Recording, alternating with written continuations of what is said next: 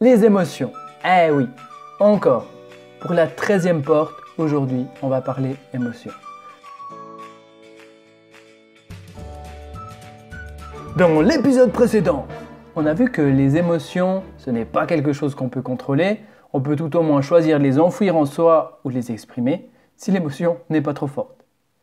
Mais la société nous a plus ou moins habitués à ravaler nos émotions afin d'éviter de faire trop de remous et donc éviter de se faire remarquer et donc éviter de se faire rejeter et donc éviter d'être exclu du groupe et donc éviter d'être tout seul abandonné et donc éviter de mourir et donc éviter de... Ok, ah non, là c'est fini, je peux pas aller plus loin. Puisqu'en fait, pour une part de nous, si on est exclu du groupe, on ne bénéficie plus de sa protection et donc on risque de mourir.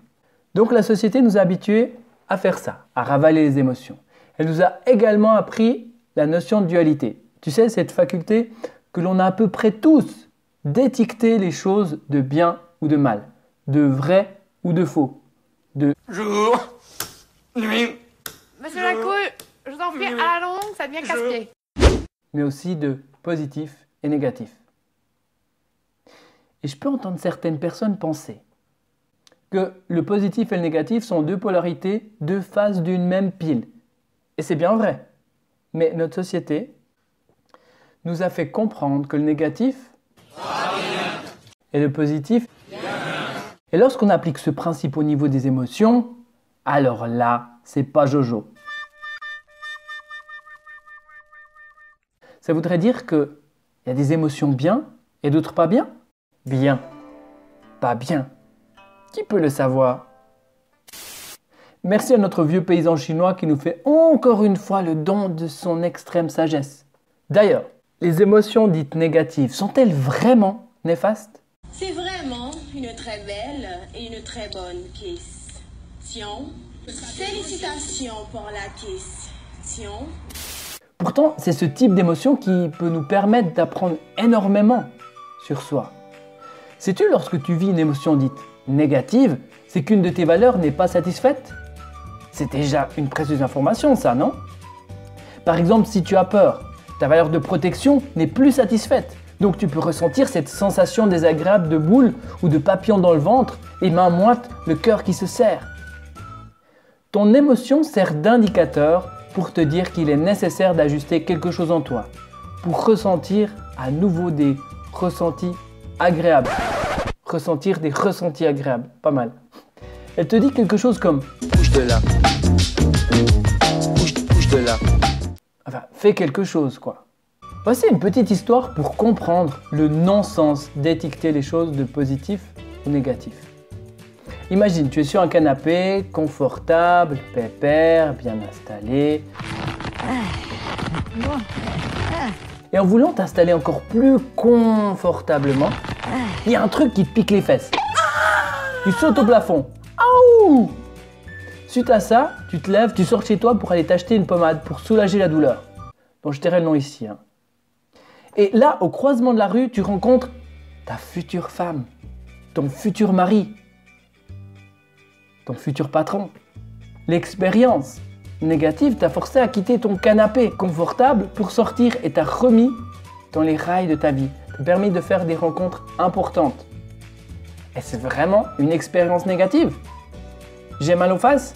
Ou est-ce plutôt une expérience positive puisqu'elle t'a permis de rencontrer ton futur conjoint? Positif? Négatif?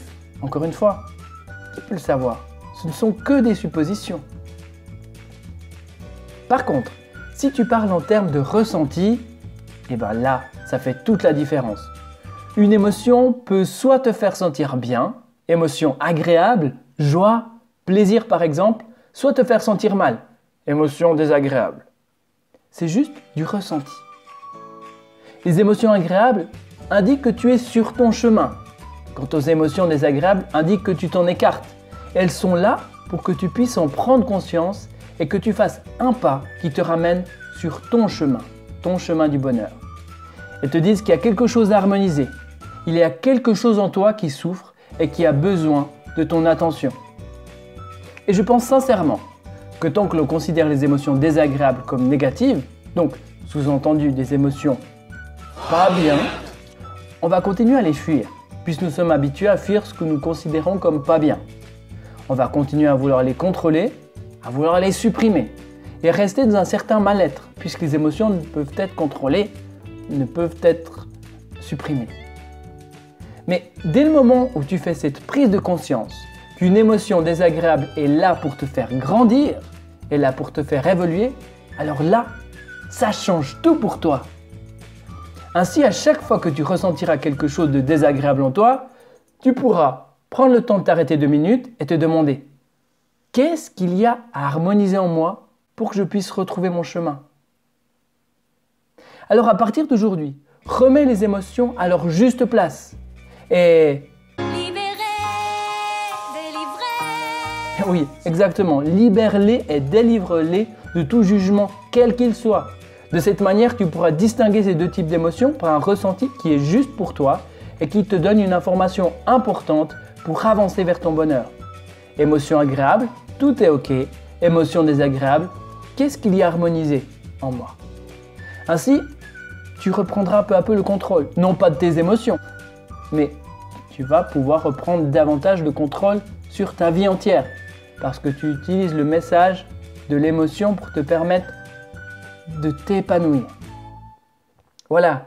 Et demain, c'est un arbre qui va te parler. Enfin, un message qu'un arbre m'a transmis que je te propose d'écouter. Et tu verras comment la sagesse de l'arbre te permet de revenir dans l'ici et maintenant. Et le tout dans la joie. À demain.